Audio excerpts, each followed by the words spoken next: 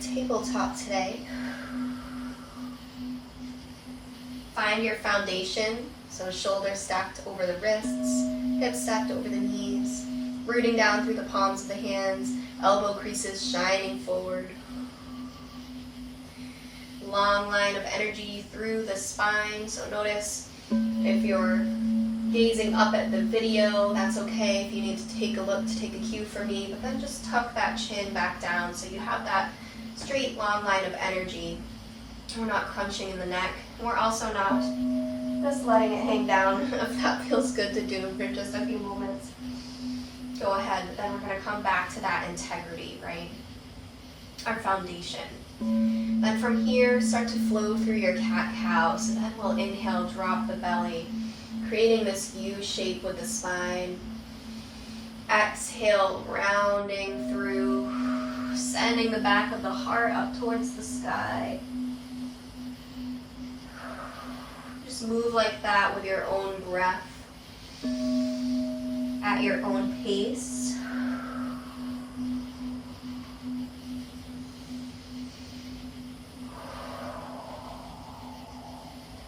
And then come to a neutral spine, flat back. Drop the elbows down where your palms were. Walk the knees back just about an inch or two. And then you're going to press through the hands, through the elbows, so that you can press the shoulders back. And sending the hips back, tailbone up towards the sky. Heart can come down to the earth. Third eye can come down, even if it's just energetically. It doesn't have to make its way all the way down to the mat.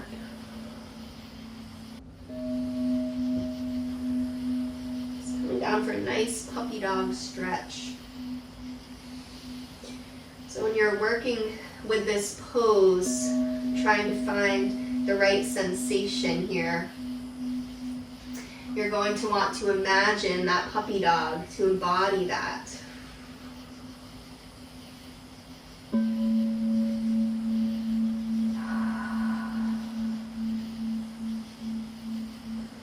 Inhaling, rising back up onto the elbows and just coming down onto the belly. When you get there, moving through a Sphinx pose. So elbows coming underneath the shoulders, palms can be to the earth out in front of us, soles of the feet to the earth, pressing the pelvis area, our sacrum into the earth so we can find a lift through the heart. And a slight tuck to the chin.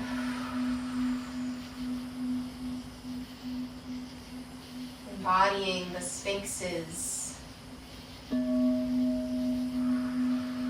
Letting our connection to the earth help us travel through the ley lines to Giza. Maybe you have ancestors there or past life there. Let's invite that to wake up.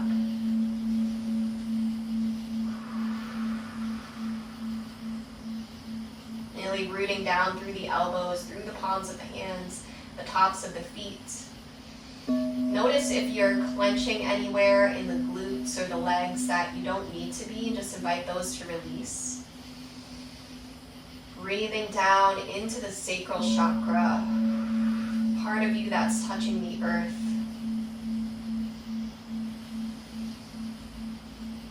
And on your next exhale, just let that lower down. Make a pillow for your hands with the palms of your hands so that you can bring your head down to that little pillow, your forehead, or maybe one of your ears if you want to. Get a nice stretch through the neck on either side. And we're going to bring the soles of the feet up towards the sky, bending into the knees, and just start to sway them from side to side.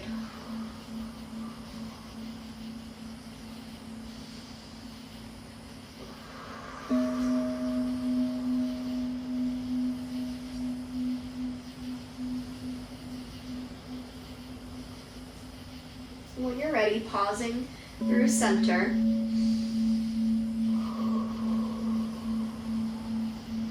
Going to take the right hand and reach back and behind for the right foot, so the top of the right foot.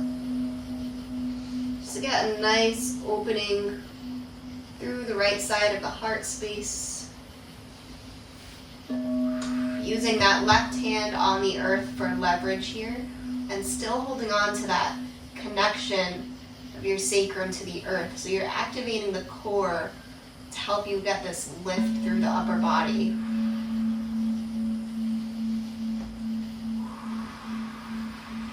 Top of the left foot can also come down to the earth here for a little more balance and stability. Just breathing.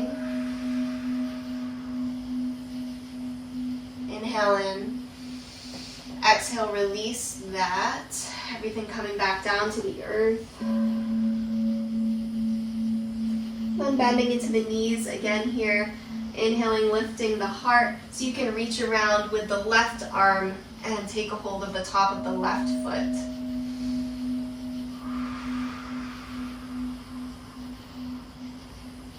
And again, you might bring the top of the right foot down for some balance.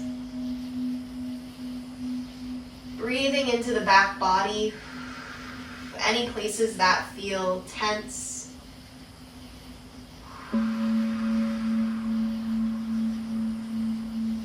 Just going to imagine the breath traveling right to those places. Inviting in more expansion, more spaciousness.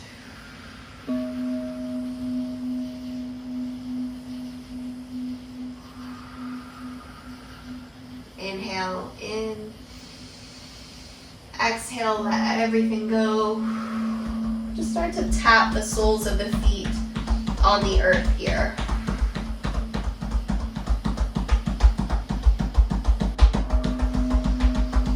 Then come to stillness. Now this is totally optional, so if you don't feel like your back has been warmed up enough here, feel free to just return to that stretch we did on either side, just alternating from side to side. If you feel it's in your practice to do a full bow, you're going to really press down through the sacrum, the pelvis again here. So it might be good to just play around first with lifting the feet and lifting the arms up off of the earth for this Superman pose, so that you can find that integrity in the core before you move into your bow. So you can stay right here, just practicing engaging the core, strengthening, lengthening the spine. Or if you like, you might reach around to take a hold of the top of the right foot and reach the left hand back to take the top of the left foot for your bow. Inhaling in through the heart, lifting a little bit higher. If this feels too much, please don't push yourself. Only if it feels good. Inhale in. Exhale, release everything back down, whatever variation you had chosen. Just sway the hips from side to side here again.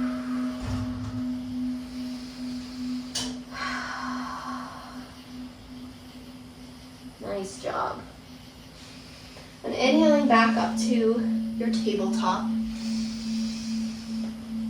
We flow through some C curves, dropping the belly down, moving in a circle, pulling the belly button up towards the spine. Might be some S curves. Just finding what feels good. And then extending the knees out wide towards the edges of your mat. Big toes to touch. Sending the hips back. Walking the palms out to child's pose. Third eye coming down towards the earth. If it feels good for a little bit of more of a counter stretch, you might bring the knees a little closer in together for this child's pose. And then you might even bring the hands back behind you.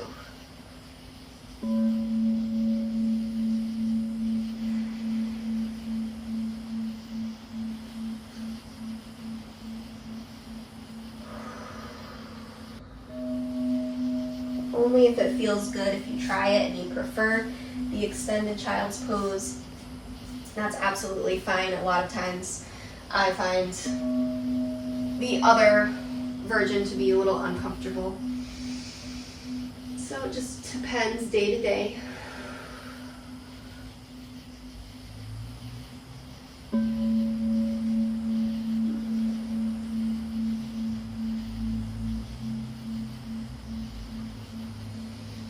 Just rest in this child's pose for as long as you would like. And when you're ready, you can move on with your day. Thanks again for watching and following along. Namaste.